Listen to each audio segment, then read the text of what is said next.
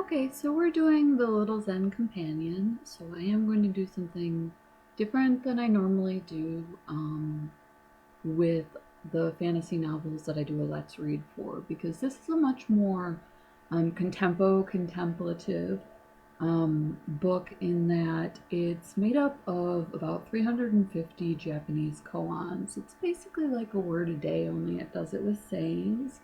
Um, and it makes you smarter and calmer.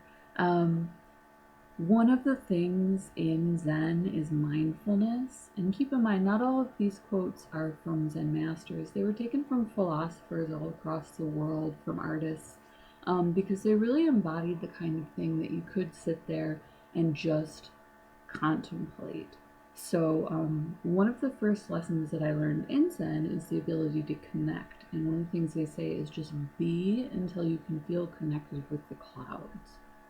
So I really wanted to represent that here.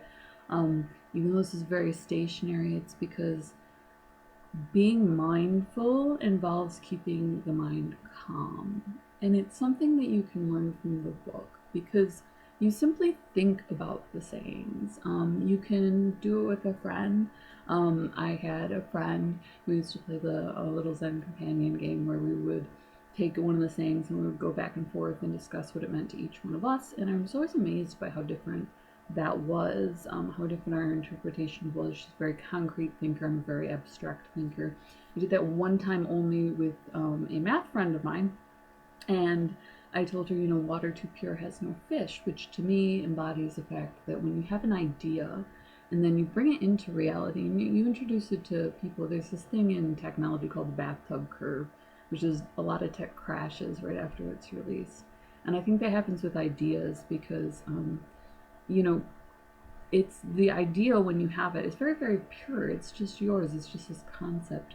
Or even if you manage to be incredibly scientifically objective, it's still just a concept. And when it's introduced to people, there's 1,000 different perspectives that come into contact with that. So that for me was a very deep and meaningful quote.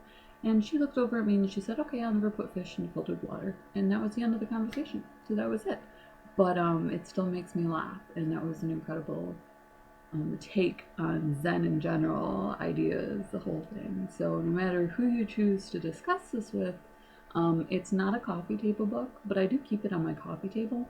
Um, it's great for conversational pieces. It's great for your Twitter, but it's really great, especially to kind of meditate on. So one of the first questions that I asked at the end of my first Let's Read was the koan, but I was so much older than that then. I'm younger now, and that's by Bob Dylan.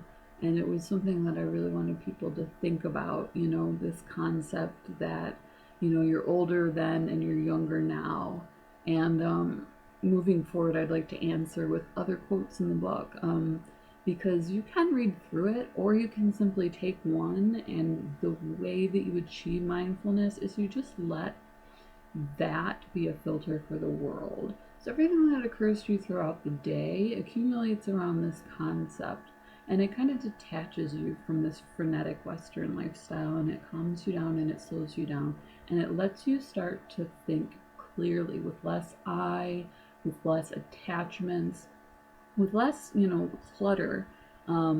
They have this saying, when your emotions come to visit, it's like having a visitor in your house. The sadness and happiness are wonderful. Anger is okay, but don't let it anywhere near the fine china. You have all of these things that come into your life, and being able to organize them around this concept keeps you remarkably uncluttered. And that's really what it's aiming for, and that's what we're aiming for in the study of the book. So I'm Tatiana Anjindra. Much love as always. Drop me a like or subscribe. I'm on YouTube. You can find me under Tatiana Anjindra, and we're also covering the book at badfantasyrx.blogspot.com. So I hope you enjoy.